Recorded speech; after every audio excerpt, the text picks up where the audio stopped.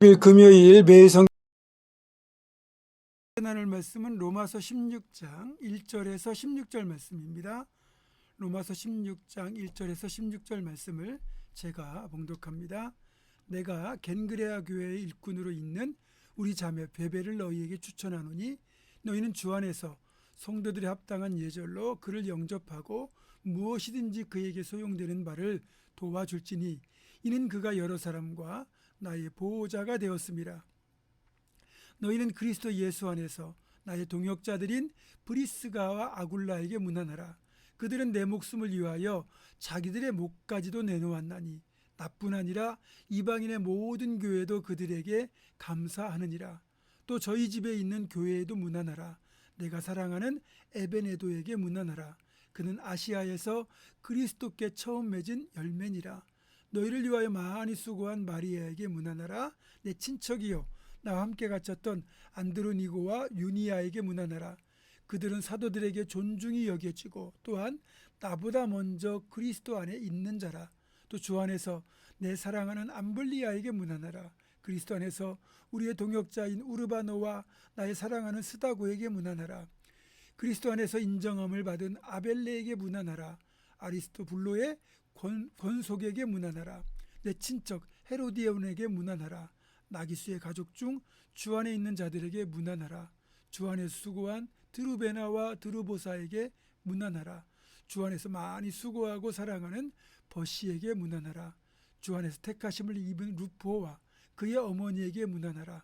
그의 어머니는 곧 내 어머니니라. 아순그리도와 블레곤과 허메와 바드로바와 허마와 및 그들과 함께 있는 형제들에게 문안하라. 빌롤로고와 율리아와 또 네레오와 그의 자매와 올름바와 그들과 함께 있는 모든 성도에게 문안하라. 너희가 거룩하게 입맞춤으로 서로 문안하라. 그리스도의 모든 교회가 다 너희에게 문안하느니라. 아멘. 오늘 보면 로마서 16장 1절부터 16절까지는 바울이 결코 잊을 수 없는 동역자들의 명단이 수록되어 있습니다. 저는 이 부분을 읽을 때마다 참 많은 도전과 위로를 받습니다. 위대한 하나님의 사람 바울이 존재하기 위해서 이런 동역자들의 헌신이 있었구나 라는 생각과 함께 나는 과연 이런 동역자들을 정말 얻을 수 있을까 하는 마음이 생기기 때문입니다. 여러분들이 동역자들의 명단을 읽어보면 특별한 사실 하나 발견할 수 있는데요. 이 명단에 무려 9명의 여성이 등장하고 있다는 겁니다. 베베, 브리스가, 마리아, 유니아, 헤로디온, 드루베나, 드루보사, 버시, 율리아, 올름바. 사실 바울 당시만 해도요. 여전히 가부장적인 문화와 관습이 교회 공동체에서도 그대로 적용되던 시대입니다.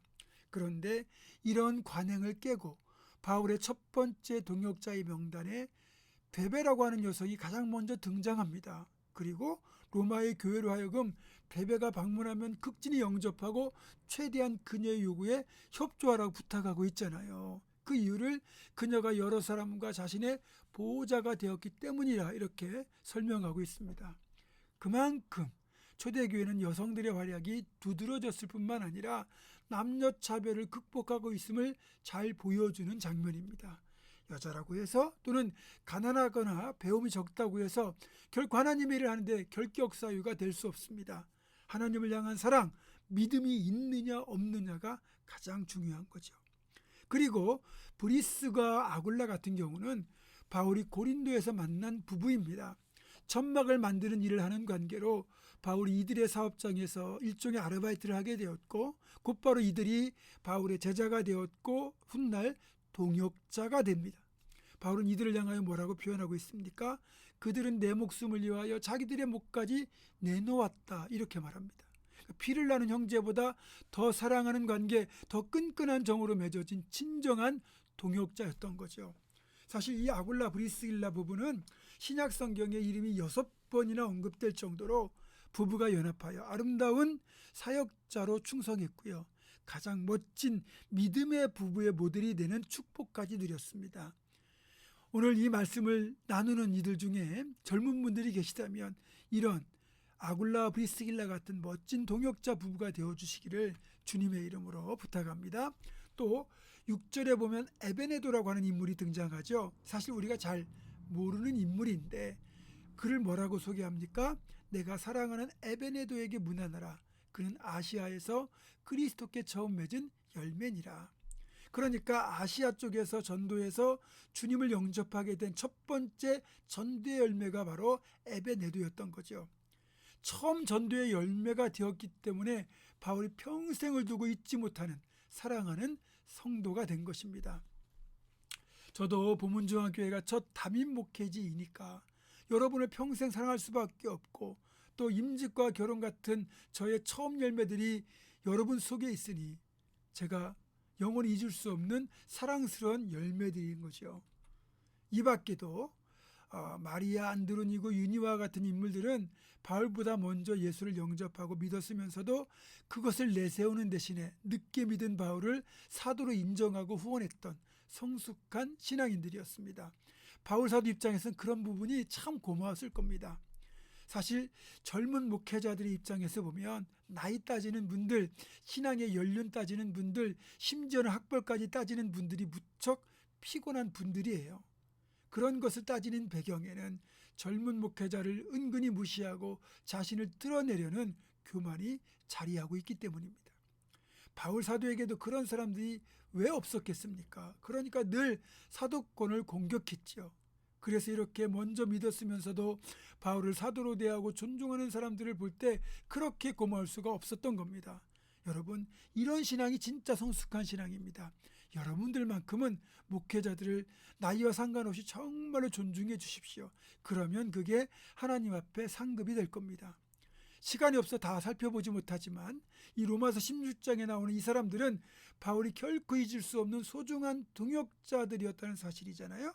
제가 늘 말씀드리는 것이지만 제가 정말 충성스럽게 목회를 잘 마치고 은퇴하는 그날 제 목회에 큰 도움을 주셨던 동역자 이름을 떠올릴 때 여러분 한 사람 한 사람이 그런 동역자로 떠오를 수 있기를 정말 소망합니다. 그래서 바라기는 여기 이 묵상을 나누는 모든 분들이 제가 고백할 때 나를 위하여 목이라도 내어놓았다고 말할 정도로 아굴라 브리스가 같은 동역자가 되어주신다면 저에게는 이루 말할 수 없는 큰 은혜요 축복일 것입니다. 끝까지 기도의 동역자로, 선교의 동역자로, 섬김의 동역자로 저와 함께 건강한 교회를 세워가시는 저와 여러분 되기를 주님의 이름으로 축원합니다. 기도하겠습니다. 바울 사도를 통하여 놀라운 선교 역사를 이루신 하나님, 그러나 바울 사도가 그 위대한 사역을 감당하기까지 바울 사도의 고백대로 수많은 동역자들의 헌신이 그 뒤에 있었습니다. 저도 최선을 다하여 바울 사도처럼 헌신하여 충성하게 하시고 사랑하는 우리 성도들이 또 동역자가 되어 함께 하나님 나라를 세워가는 귀한 은혜를 허락하여 주시옵소서. 예수님의 이름으로 기도하옵고 이제는 우리 주 예수 그리스도의 은혜와 하나님의 사랑과 성령의 교통하심이 바울 사도의 귀한 동역자처럼 그렇게 오늘날 다시 한번 목회자들의 귀한 동역자가 될 것을 결단하는 사랑하는 모든 성도들 이들의 삶과 가정과 생업과 앞날과 우리 교회 위에 지금부터 영원토록 함께 하시옵기를 간절히 축원하옵나이다. 아멘.